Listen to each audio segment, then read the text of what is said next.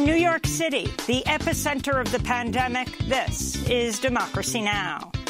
We are working together to combat COVID-19. We are working together to safely, responsibly reopen our economy. We're asking everybody to start with these basics. No work, no shopping, no rent, no mortgage, no school, no borders, no prisons, right? Let's all take joint action together. Today is May Day. The international holiday usually brings millions into the streets to march for workers' rights around the world. This year, many people are joining a call in the U.S. for a general strike that includes a rent strike and an unprecedented coalition of essential workers who are calling out sick and walking out to demand better health and safety conditions along with hazard pay. We'll speak with Kali Akuno with Cooperation Jackson in Mississippi, which issued a call to action towards a general strike to end the COVID-19 crisis and create a new world. Then, for the first time today, Democratic presidential candidate Joe Biden responds to sexual assault allegations against him, breaking his silence after weeks of mounting pressure. He denies the charges. It's the first time Joe Biden has spoken publicly about Tara Reade, a former staffer who says he sexually assaulted her in 1993. I looked up to him. He was supposed to be a champion of women. And I was so thrilled to be at that office and so honored. And it shattered my life and changed the trajectory of my whole career in life. And I lost my job after I complained. We'll speak with Business Insider reporter Rich McHugh, whose new investigation was the first to confirm Tara Reade's accounts with two people who knew her in the 90s. And in a Democracy Now! Broadcast exclusive, we'll talk to one of those women, Linda Lacasse, Reade's former neighbor, who's corroborated Reade's account. All that and more coming up. Welcome to Democracy Now!, democracynow.org, The Quarantine Report. I'm Amy Goodman. President Donald Trump Thursday allowed federal guidelines on social distancing aimed at slowing the spread of coronavirus to expire, as at least 31 states are set to reopen at least some non-essential businesses over the next few days. This comes as the worldwide death toll from the coronavirus pandemic has topped 233,000. The official U.S. death toll has passed 63,000, though that figure does not include most people who died of COVID-19 outside of hospitals or who died of the disease but were not tested. Scientists say data on excess deaths in the United States over the past several weeks suggests tens of thousands more have died than the official tally. At the White House Thursday, President Trump sought to downplay the U.S. toll, which is the highest in the world. Our death totals, our numbers per million people, are really very, very strong. We're very proud of the job we've done. Trump contradicted his administration's top intelligence officials, saying he's seen strong evidence that the novel coronavirus emerged from a laboratory in Wuhan, China. Trump presented no evidence. And what gives you a high degree of confidence that this originated from the Wuhan Institute of Virology? I can't tell you that. I'm not allowed to tell you that. New York Times reported top administration officials have pushed intelligence agencies to link the novel coronavirus to Chinese labs. The Office of Director of National Intelligence issued a rare public statement Thursday. It read, "The intelligence community also concurs with the wide scientific consensus that the COVID-19 virus was not man-made or genetically modified," unquote. On Thursday, Trump also accused China of backing Joe Biden in November's election and threatened to impose new tariffs on Chinese goods. The Washington Post reports some administration officials have discussed canceling some of the massive U.S. debt held by China. Meanwhile, President Trump once again blamed the Obama administration for a slow rollout of coronavirus tests, even though the virus only emerged late last year. Trump was questioned by CNN's Jim Acosta. You say broken test. It's a new virus, so how could the test be broken? We had a broken test. Jim, we had broken tests. We had tests that were obsolete. We had tests that didn't take care of people.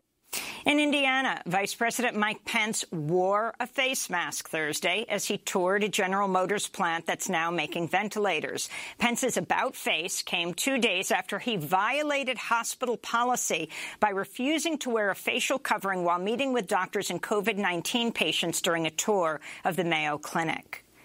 In Maryland, Republican Governor Larry Hogan said Thursday the National Guard's protecting 500,000 coronavirus tests imported from South Korea at an undisclosed location to prevent the federal government from seizing them. Governor Hogan told the Washington Post he diverted a Korean Air passenger jet to Baltimore-Washington International Airport to evade the scrutiny of the federal government.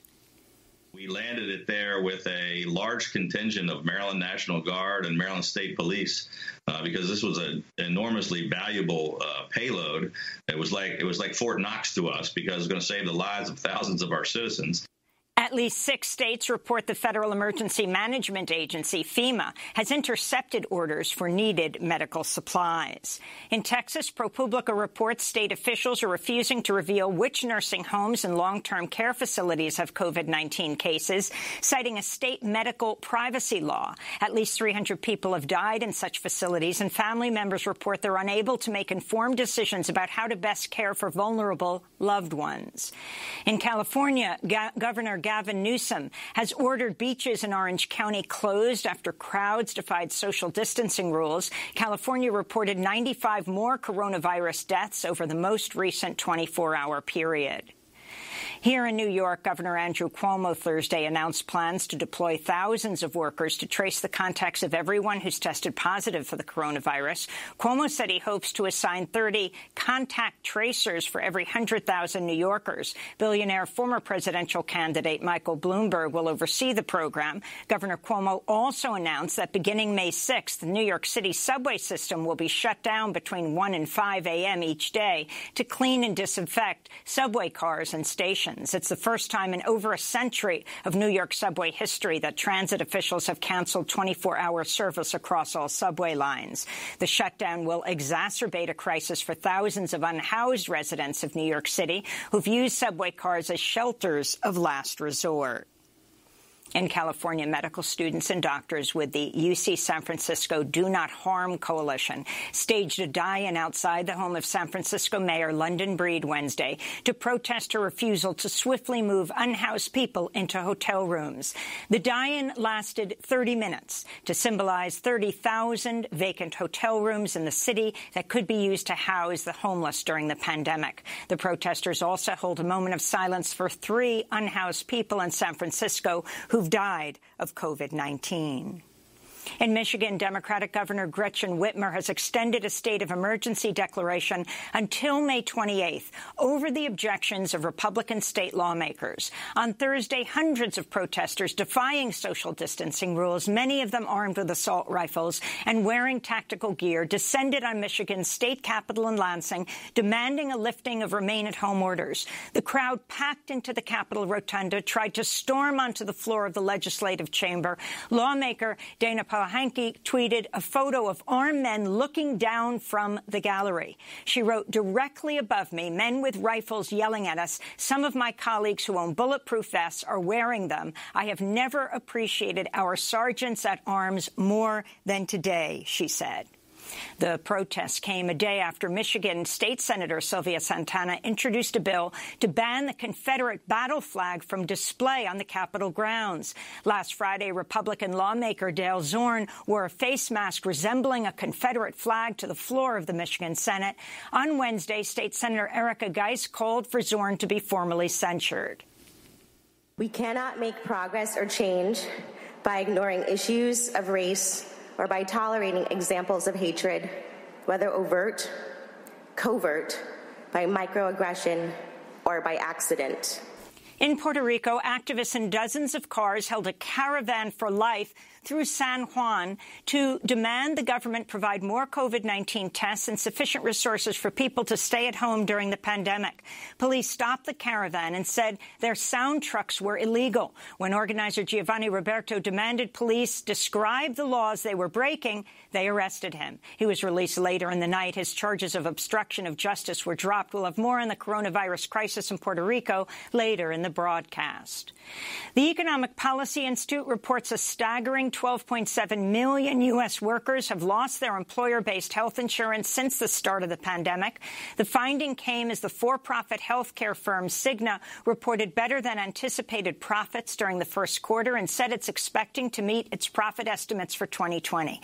Today, as rent comes due and tens of millions of U.S. workers have been left unemployed by the pandemic, people across the United States are joining a general strike on May Day, the same day President Donald Trump says much of the country will reopen for business. Among those walking off the job or calling in sick to demand workplace protections are employees of Amazon and its subsidiary Whole Foods. In Washington, D.C., protesters painted a mural Wednesday with the words "Protect Amazon Workers" on the street outside a mansion owned by Amazon CEO Jeff Bezos, the world's richest person.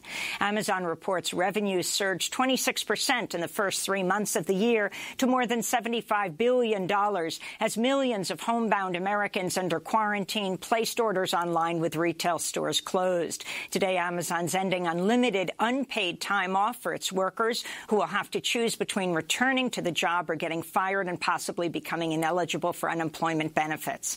On Thursday, Amazon said a worker at a massive fulfillment center in Tracy, California, died of COVID-19, and others have tested positive for the disease at the warehouse.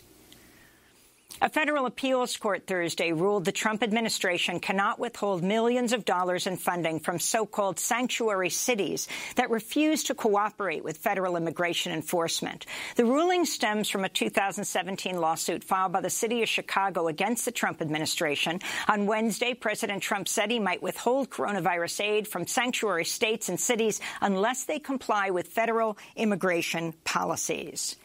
In Southern California, immigrants jailed at the for-profit Adelanto ICE processing center are continuing a hunger strike to demand their release during the pandemic. Nationwide, nearly 500 people have tested positive for the virus in ICE immigration jails. This is Freddie, one of the hunger strikers. I am a diabetic with high blood pressure. We're on strike because we are afraid of getting infected with coronavirus. The center does not take adequate measures so that we can avoid getting infected. There is no social distancing, since we all line up at the dining room and they don't give us hand sanitizer. They don't give us masks for us to protect ourselves. In Vietnam, public health officials say they've succeeded in containing the coronavirus outbreak after responding quickly and aggressively to test large numbers of people and isolate those infected with the virus. According to Reuters, Vietnam now has the highest ratio of COVID-19 tests to confirmed cases in the world. Vietnam is officially reporting 270 cases and no deaths. The former national police chief of Honduras has been charged in a federal court in New York of trafficking tons of cocaine into the United States on behalf of Honduran President Juan Orlando Hernandez and the president's already convicted brother. The official, Juan Carlos Bonilla, is accused of participating in, quote, extreme violence, including the murder of a rival trafficker to further the conspiracy, unquote. Bonilla once worked closely with the DEA, the U.S. Drug Enforcement Administration. Democratic presidential candidate Joe Biden has responded to sexual assault allegations against him for the first time, breaking his silence after weeks of mounting pressure. It's the first time the Democratic presidential nominee has spoken publicly about Tara Reade, a former staffer of Joe Biden who says he sexually assaulted her in 1993. In a statement Friday morning, Biden said, quote, "I want to address allegations by a former staffer that I engaged in misconduct 27 years ago. They aren't true. This never happened," he said. As we go to air, Biden is being interviewed on MSNBC, where he's expected to directly address the allegations. Tara Reade first came forward with her allegations in March, saying Biden pushed her up against a wall and digitally penetrated her. Later in the broadcast, we'll speak with reporter Rich McHugh, whose new investigation was the first to confirm Tara Reade's accounts that two people who knew her in the 90s and in a Democracy Now! TV radio broadcast exclusive will speak to one of those women, Linda Lacasse, Reade's former neighbor. The International Energy Agency is predicting global greenhouse gas emissions will drop a record 8% this year as air travel, vehicular traffic, and oil use has plummeted across much of the globe due to the coronavirus pandemic. But the IEA warns emissions may soar again unless governments invest now in clean energy. This comes as a new study by NASA finds that 5,000 gigatons of ice have melted in Greenland and Antarctica over the last 16 years, producing enough water to fill Lake Michigan. The famous Mexican protest singer Oscar Chavez has died at the age of 85 after being hospitalized with coronavirus symptoms. And the pioneering Nigerian drummer Tony Allen has died at the age of 79. He helped invent the music genre of Afrobeat while working with Fela Kuti's band, Africa 70. Brian Eno once said Allen was, quote, perhaps the greatest drummer who ever lived. And those are some of the headlines. This is Democracy Now!, democracynow.org, the Quarantine Report. When we return from break, we'll talk about May Day and the number of people who are protesting all over the United States. And then we'll go to our broadcast television radio exclusive, an interview with the accuser of Joe Biden's neighbor, whom, she said, Tara Reade told what happened in the mid-1990s. This is Democracy Now! Stay with us.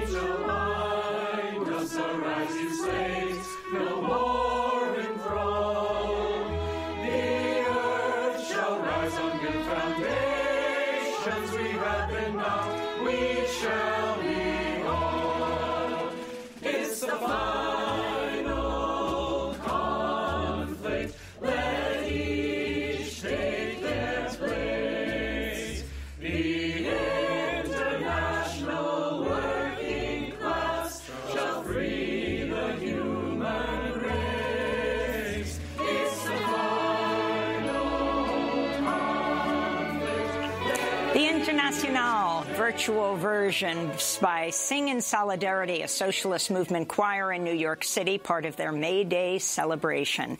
This is Democracy Now!, democracynow.org, the Quarantine Report. I'm Amy Goodman here in New York, in the epicenter of the pandemic, joined by my co-host Juan Gonzalez from his home in New Brunswick, New Jersey. Number 2 in terms of infections and deaths in the United States. Well, Juan, it's hard to say Happy May Day after that, but it's good to have you with us. Well, thank you, Amy, and I want to welcome all of our listeners and viewers across the country and around the world. Well, today is May Day, the international holiday that usually brings millions into the streets around the world to march and protest for workers' rights. This year looks different because of the coronavirus pandemic, but many people are still joining a call for a general strike. An unprecedented coalition of essential workers from Amazon, Instacart, Whole Foods, Walmart, Target, and FedEx are calling out sick or walking out during their lunch break to demand better health and safety conditions along with hazard pay. Others are joining them for May Day actions that include rent strikes, car caravan protests, and online organizing, calling for a people's bailout, an economic recovery plan that prioritizes workers. The May Day strike follows a walkout last month by Amazon workers in New York City and more than 10,000 Instacart workers nationwide. Whole Foods workers led a national sick out on March 31st, and sanitation workers in Pittsburgh and bus drivers in Detroit have staged wildcat strikes. Well, for more, we're going to Jackson, Mississippi to speak with Callie Acuno, co-founder and co-director of Cooperation Jackson, which issued a call to action towards a general strike to end the COVID-19 crisis and create a new world that launches today with a people's strike here on May Day. Their call has grown into this massive coalition of groups. It's great to have you with us from Mississippi, one of the states around the country that's going forward with plans to reopen after Governor Tate Reeves signed a safer at home executive order that lets most retailers reopen with a 50% reduced capacity. Callie, welcome back to Democracy Now! Talk about your call for a people's strike and your group and the response to it around the country. Mm-hmm. Well, good morning, everybody, first and foremost, and happy May Day, despite the conditions. We are first and foremost trying to defend people all throughout this country. May 1st was the day that Trump and his allies like Tate Reeves decided to, just totally disregard all of the scientific evidence, all the scientific reasoning, and try to force many millions of workers back to work.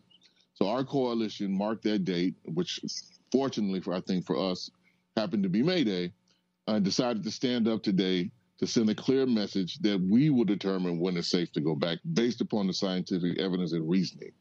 That is the first thing our coalition has grown to rise up, state, protect, and be in solidarity with folks, whether they're taking actions at work, actions at home, or they're rent striking or taking the caravans. So we're going to be out in force today. I think there'll be many millions of people consciously and deliberately acting today. And I think it's the start of a critical movement that we're going to need in this country for some time to come, because after the crisis ends on the pandemic side, we know the economic dimension of it is still going to keep waging on. And what we're trying to get ahead of is all of the disaster capital, enforcement of weak labor laws or new working hours, lower pay that we think is going to come in the wake of how capital is going to restructure to deal with this pandemic and exploit workers on the heels of it to try to recoup profits. So major tasks, but this is what we're setting ourselves to do. And Kali Akuno, how have you been able to put together, what are the coalitions that have come together around this? Obviously, this is being done outside the existing organized labor structures of the normal trade unions, most of whom never strike unless there's a contract that's been that's ended and that's being renegotiated. Can you talk about how you've been able to put together this grassroots labor protest? Number one, I think the situation really required it. A number of folks were reaching out to us in the state and in the region about some ideas based on some early conversations that we had based on our initial response. And I should say a few of us, myself included, have had some prior experience with earlier coronavirus, the SARS in particular. Several good friends, particularly one that was dear, died of SARS, was about a decade back. So we started trying to do education with a number of folks and encouraging our allies, first and foremost, to take this serious, because there was a lot of chatter that we were hearing that it's just a bad flu, that it'll pass real quick. And we were trying to dismiss people of that notion. That put us in first contact. And then once we issued our particular call, we just really started hitting the phones,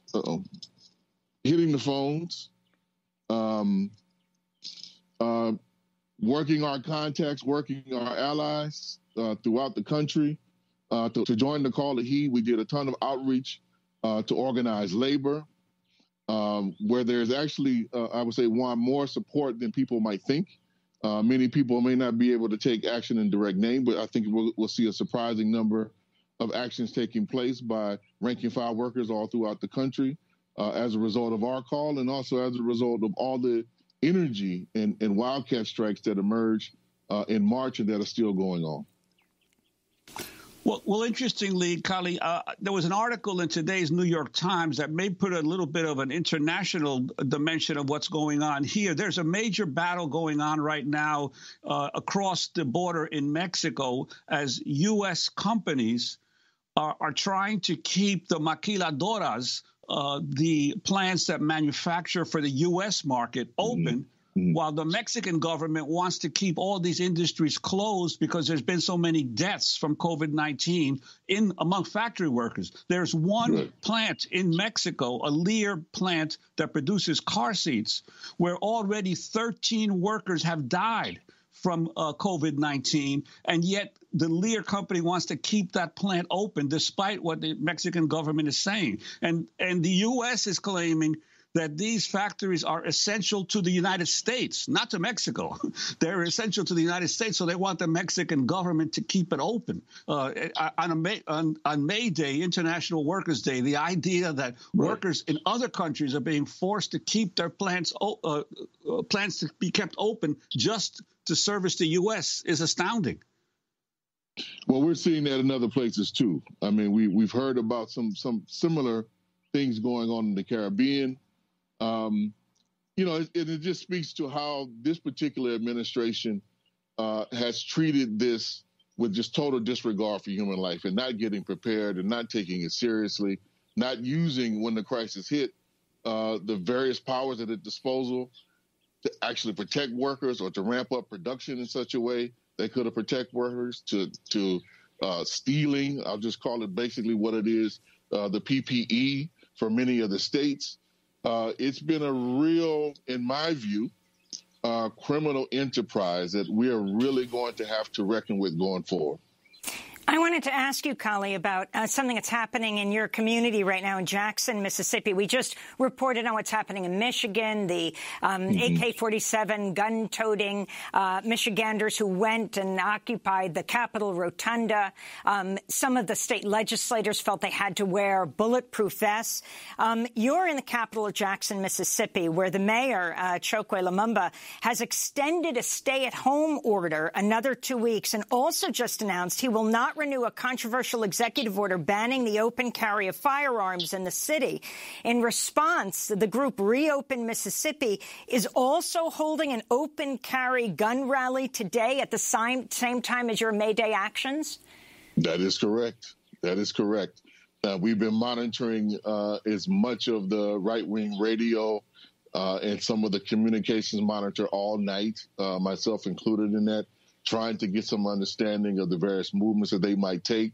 But we expect to see something very similar to what happened in Michigan here today. I'm not sure if it was AR-15s or AK-47s.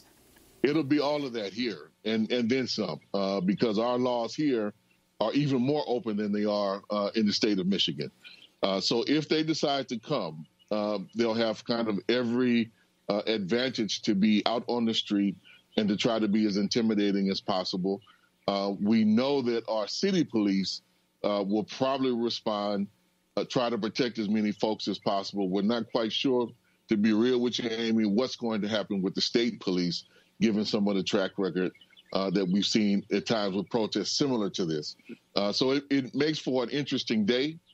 We are going to do everything we can to ensure that all of our people who come out in support of the May Day protests will be safe and sound. But what you're really going to see is a clash of worldviews on full display here in Mississippi that I think will mirror much of what may take place in the near future throughout the country. And Akili, as part of this this protest movement, you're also calling for rent strikes as well, and also for urging consumers not to shop at particular stores. Could you talk about that as well? Yeah, we were very clear that we wanted to give multiple entry points for everybody throughout this country to engage.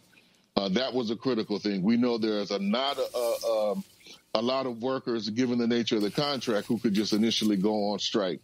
And we were trying to be very clear from the beginning that this is a call towards a general strike, not that we will be able to pull one off on May Day, given how short the time the organizing span was. But we've been encouraging folks, number one, if you're home, to strike in place, to not work today. Don't get on any more Zoom calls or Jitsi calls or anything of that nature. Just take the day off, get involved with the people. We've been calling on folks to engage in conscious and deliberate rent strikes, and even for those who can pay their rent or pay their mortgage, to stand in solidarity with the millions of people who cannot, and to make sure to send clear messages to whoever you're renting from or whoever your mortgage lender is, to outline very clearly that you cannot pay, that you will not pay under the circumstances. And it's been encouraging people to take action in the communities, practicing the best physical distancing measures possible. So we've been encouraging car caravans, of which there's about 15 that we know of, and a growing number that are going to take place today throughout this country, including here in Jackson. And then there's going to be, I think, a remarkable set of workers' actions that you mentioned at the top, which are kicking off now, I know, in some places on the East Coast, and going to be spreading throughout the country at Amazon, Whole Foods, Target, mini transit, workers and more throughout the country. So I think it's going to be a beautiful day. And for us, we're hoping that this leads to, and planning on continuing this, to strike the first of every month going forward until some basic fundamental demands are met. I wanted to end with getting your comment on this quote from the artist Seth David Tabachman. Why should we all be working in conditions that will kill us? First, we solve the medical problem, then we restart the capitalist economy. If we restart the economy first, there will be no reason for the ruling elites to find a cure or a vaccine. They can sit safely in their gated communities while the rest of us die. Your thoughts, Kali Akuno, as we wrap up. Couldn't agree with that more. I mean, it's very clear from the way that they're even having the conversations on CNN and MSNBC now that the corporations and the government are willing to sacrifice tens of thousands of us. As one of them said, there's something more important than life. I think that was the most absurd statement I ever heard. We have to put people before profits. That's first and foremost. Kali Akuno, I want to thank you for being with us, co-founder, co-director of Cooperation Jackson in Mississippi, which issued a call to action towards a general strike to end the COVID-19 crisis and create a new world. That launches today with a people's strike on this May Day. When we come back from break, we're bringing you a Democracy Now! Radio, television, broadcast exclusive. An interview with a woman who was a friend of Tara Reade's in the 1990s, who will talk about corroborating her telling her about her allegation at that time that then Senator Joe Biden sexually assaulted her. As we do this broadcast, presidential candidate Joe Biden is on MSNBC addressing the allegations of Tara Reade for the first time. Stay with us.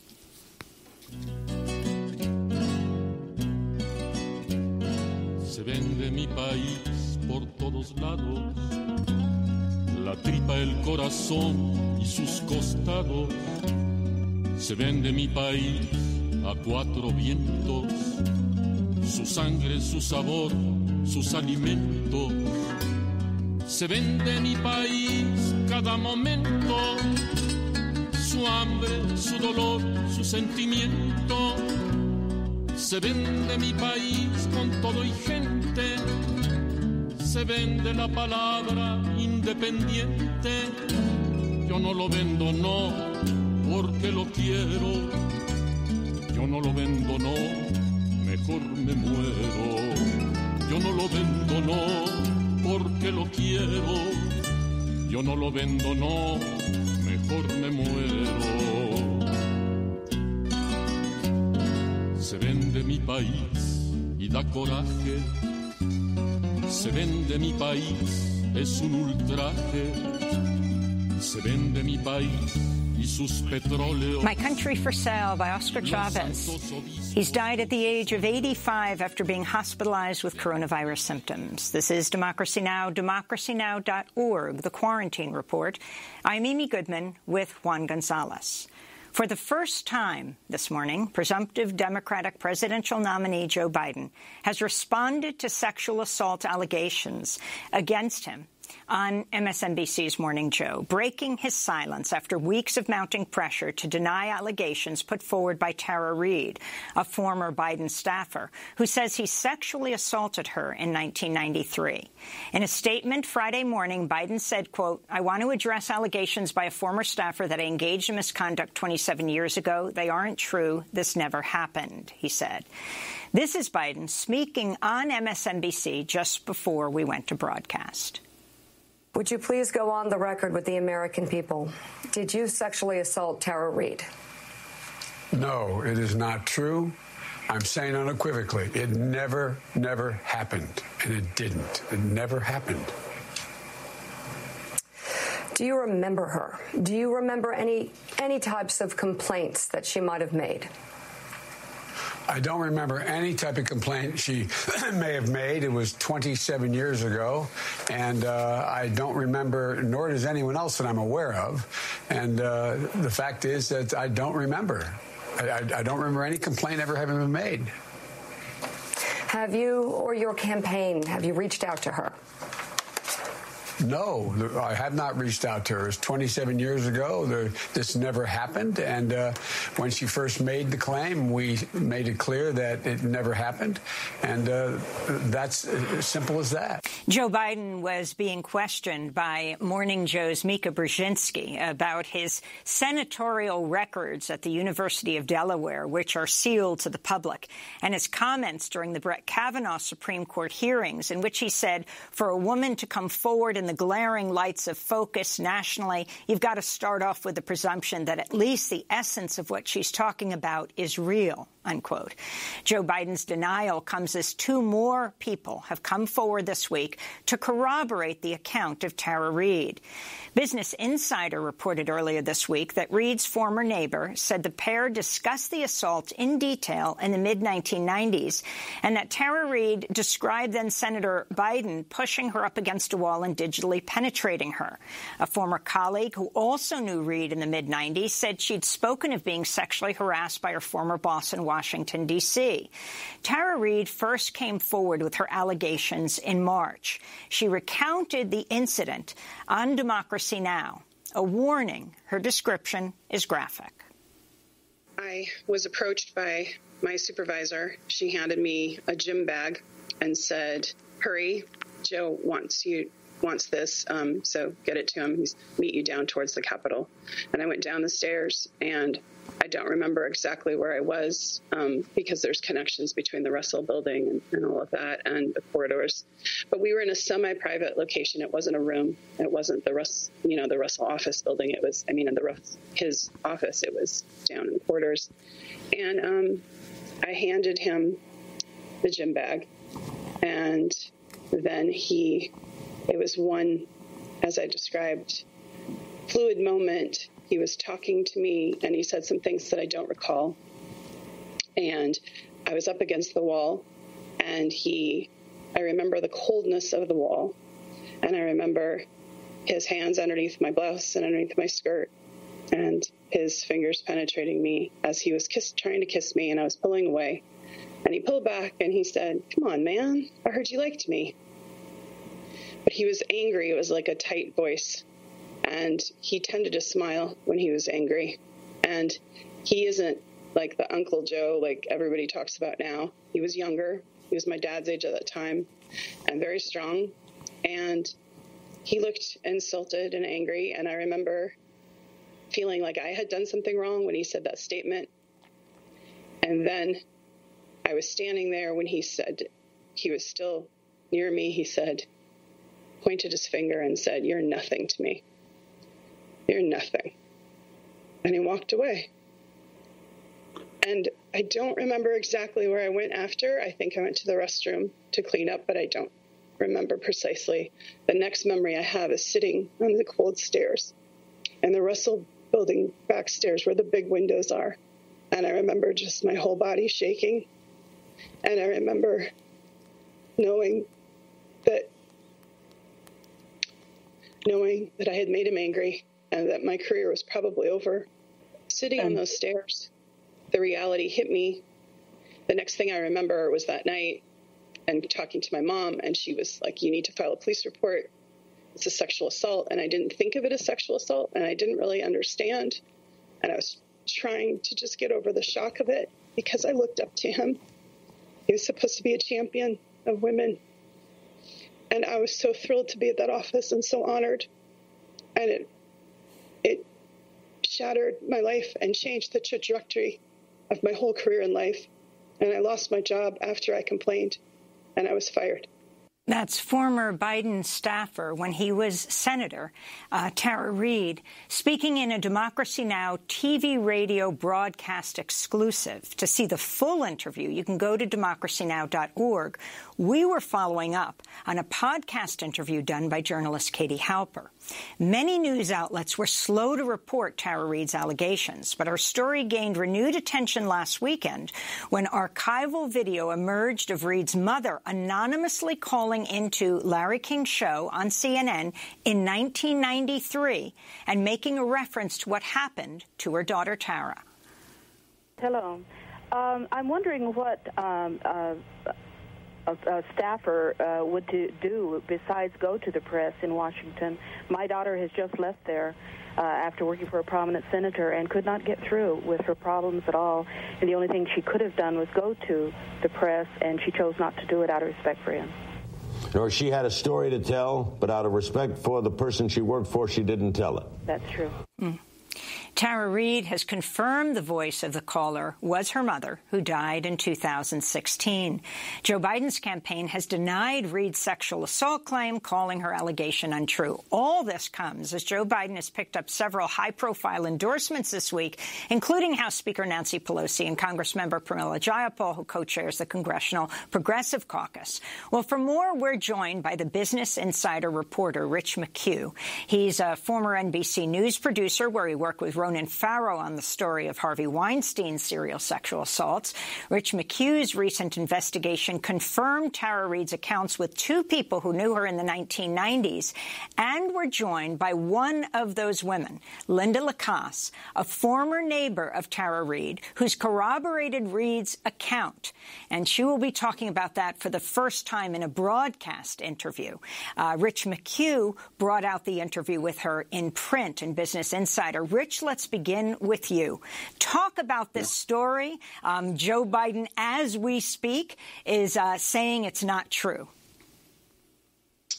Well, I think that's not unexpected, for someone in his position. What I'll say is that when I started reporting on this, I go at every story like this with extreme skepticism. I never actually wanted to report on this story. One of the survivors in the Weinstein, story that I've worked with, Sarah and Massey, came to me and said, look, can you take a look at this? And I said, well, look, we might not like what we find, but if everybody's okay with that, I'll go down this road. And so the more that I've gone down the road reporting it, the more corroborating voices I've found. And when when she filed a police report, and then when I found Linda, Linda is someone that struck me as entirely credible. She's like, look, I'm a lifelong Democrat. I'm voting for Biden regardless. And this happened. So I need to, in good faith, come forward and say that. So, will we ever know that there's 100% truth that this happened or did not happen? I don't think so. But, this needs to be continued to be reported out. I know this morning, Joe Biden said he's calling on the National Archives to release his papers. So we spoke to the National Archives and said, look, there is some question about Tara Reade filing a complaint outside of this office, outside of the Biden office. If you had that, would that live there? And they told us that no, they have no records from I believe it's called the Fair Employment Practices Office. And so that leads us to believe that there might be some of those papers within the University of Delaware and his senatorial papers, which is why we're calling on them to open them. So let's go to Joe Biden speaking today. Joe Biden speaking today on MSNBC, talking about that issue of the University of Delaware archives. He was being questioned by Mika Brzezinski. The president or anybody else. I'm just asking, why not do a search for Tara Reade's name in the University of Delaware records? Look, I mean, who does that search? The University of Delaware. Perhaps you set up a commission that can do it. I don't know. Whatever is the fairest way to create the most transparency. Well, look, Mika, she said she filed a report. She has her employment records still. She said she refiled a report with the only office that would have a report in the United States Senate at the time. If the report was ever filed, it was filed there, period. Rich McHugh, your quick comment.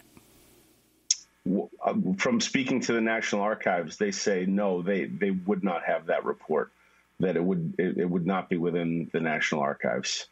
Let's bring in Linda Lacasse, the former neighbor of Tara Reade, who's accused Democratic presidential candidate Joe Biden of sexual assault. Tara Reade accused him in 1993. We just played the clip of Tara describing what happened. Linda Lacasse came forward just recently in the Business Insider piece and has corroborated Tara Reade's account. Linda, this is your first time speaking on television about this. Can you tell us what happened in the mid-1990s? How did you know Tara? And then tell us what she told you and why you're coming forward today. Well, Tara was my next-door neighbor. I moved into the apartment right next to her. And we became close at that time.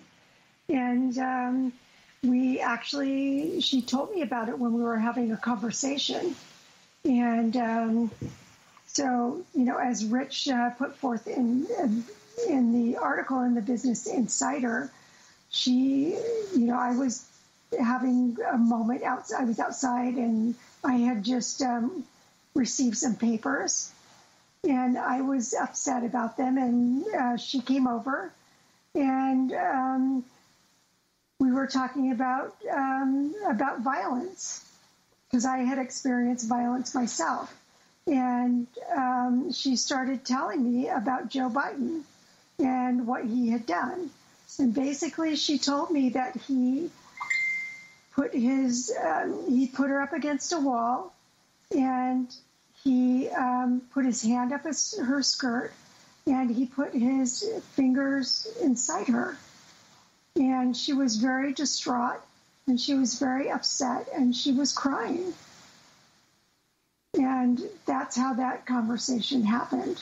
We were just sitting on my front stoop in front of my apartment. And what year was this that you had that conversation?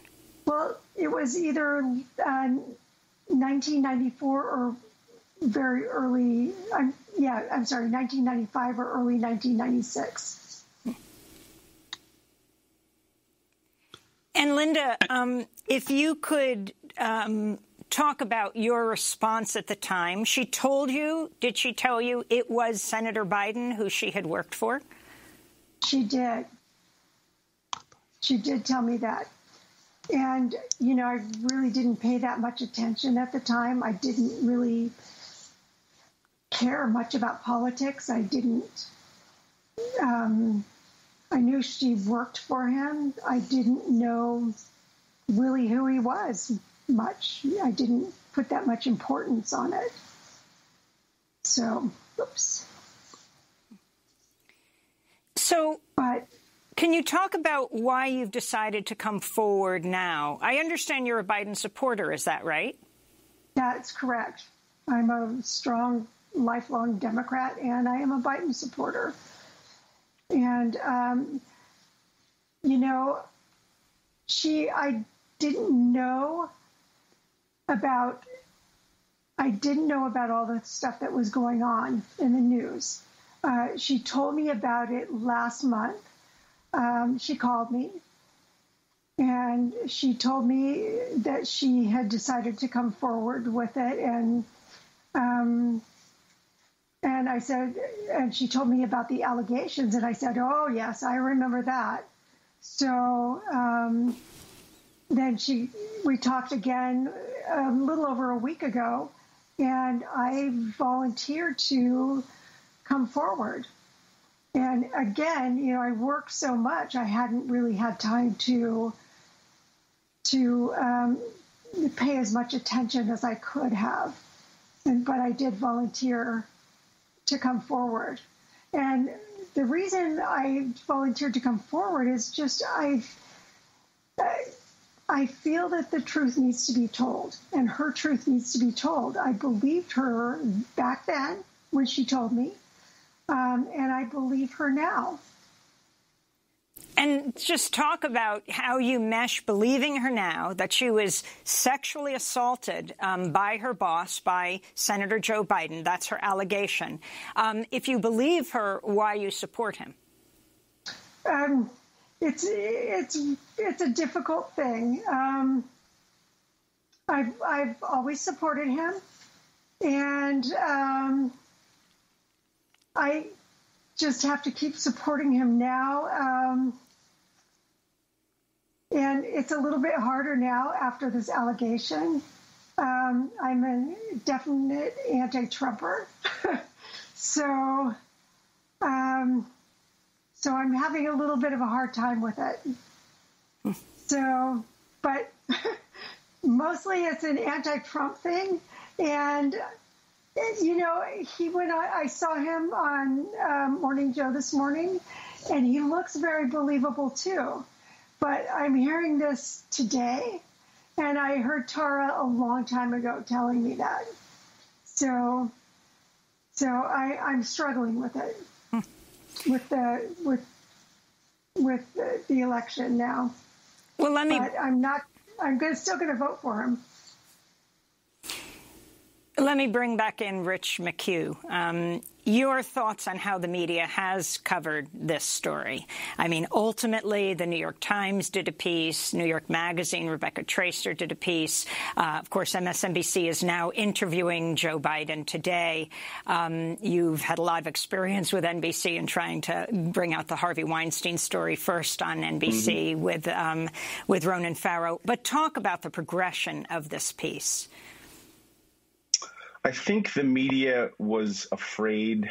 I'll just say afraid because, you know, there are things in Tara's story. There are some inconsistencies. There's her writings about Russia and whatnot that give journalists, myself included, some pause in reporting this.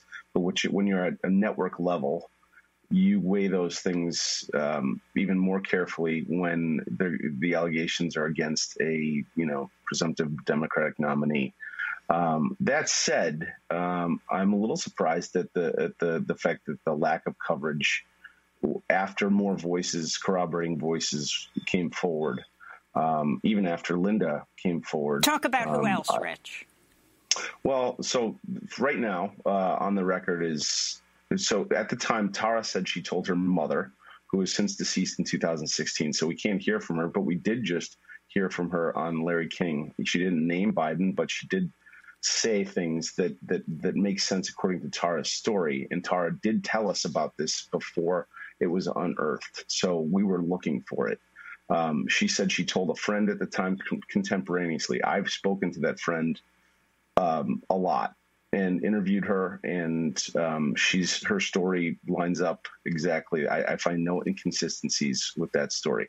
Her brother, Colin Moulton, has gone on the record with me and Business Insider and others and confirmed parts of her story. He says he was a younger brother by 7 years, so he doesn't think he was told the full story because he was a younger brother, but he definitely remembers being told that, you know, Joe Biden had his hand up inside her clothes or up her clothes. Linda, who we're hearing from now, and Lorraine Sanchez, who also went on the record. She worked with Tara from 94 through 96 in Senator Jack O'Connell's office in California, and says at the time that Tara arrived there, she was complaining about having experienced sexual harassment at the hands of her former boss in D.C. I asked Tara, I said, did you experience sexual harassment from anybody else in D.C.? Do you have any other allegation? She said, no, I only worked I only experienced it in the Biden office at the hands of Joe Biden. So you have a number of voices right there that and there are other people too, by the way.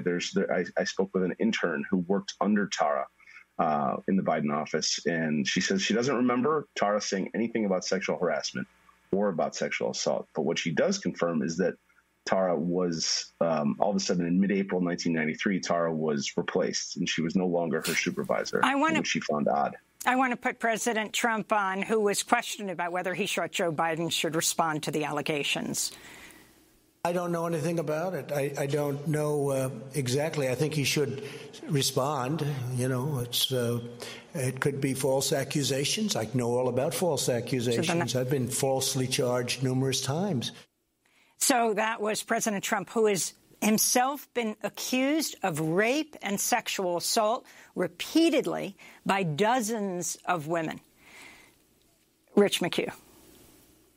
It's a complicated conversation, no doubt about it. This is both Trump and Biden now are credibly accused, and we're talking about this allegation right now because it's Joe Biden, but both need to be discussed. And Linda Lacasse, do you feel strongly that Tara Reade should be believed?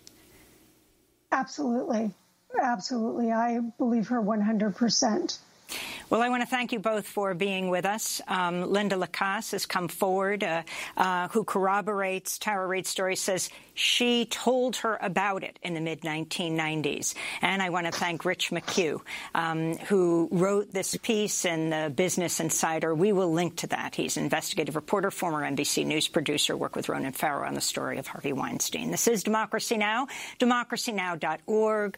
The Quarantine Report, as we end today's show in Puerto Rico, where Governor Wanda Vazquez announced Thursday that certain sectors of the economy will reopen Monday as the island begins to ease out of a strict lockdown that began in mid-March. At least 92 people have died from COVID-19 in Puerto Rico. There are more than 1,500 confirmed cases. But as of last week, Puerto Rico is reporting a testing rate lower than any U.S. state, at an abysmal average of 15 tests a day for every 100,000 people. On Thursday, activists in dozens of cars held a caravan for life through San Juan to demand the government provide more COVID-19 tests and sufficient resources for people to stay home. Police stopped the caravan.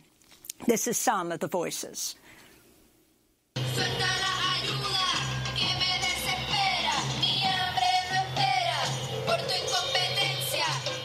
Mi nombre es Paola Apontecoto. Parte de nuestro reclamo incluye que se apruebe. My name is Paola Aponte Coto. Part of our demands include that unemployment benefits are approved faster. For example, establishing 24/7 phone lines to help the people. With the food stamps, we demand the automatic approval of food stamps. Another demand is to freeze the prices, which have been inflated. And it is unacceptable that this isn't been regulated by the consumer agency. Another thing is that right now, the message of the private sector is to open the economy, when in Puerto Rico the statistics are not been managed properly in order to know how many people are infected. And well, we really need that massive tests are made.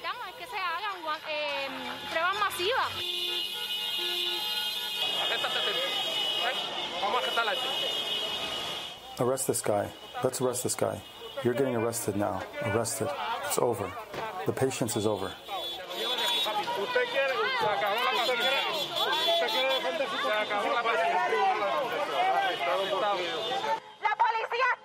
The police are all over us, abusing us. When we have coordinated, we followed all the safety measures. What are we going to do? What are we going to do?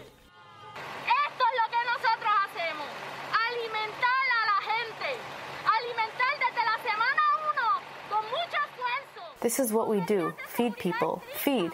Since week number 1, we've done it with great effort, taking strict safety measures so that our people may not suffer any needs. Today they arrested one of our comrades in a caravan very well organized and safe, which sought to show that human lives are first, and people need that the aid reaches them. People need to eat.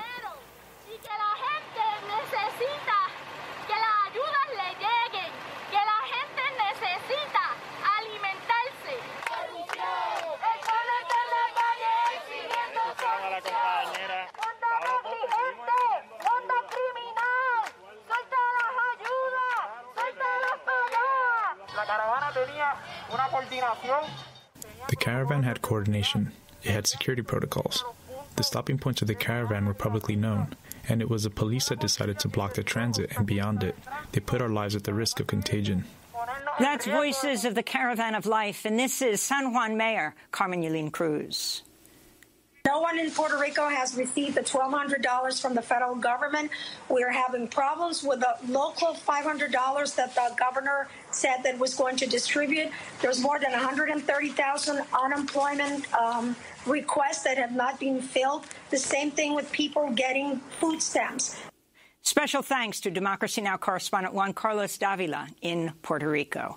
The organizer of the Caravan for Life, Giovanni Roberto, was arrested by police during the caravan and then later released. That does it for our broadcast. Democracy Now! Is working with as few people on site as possible. A majority of our amazing team is working from home. With Juan Gonzalez, I'm Amy Goodman. Stay safe.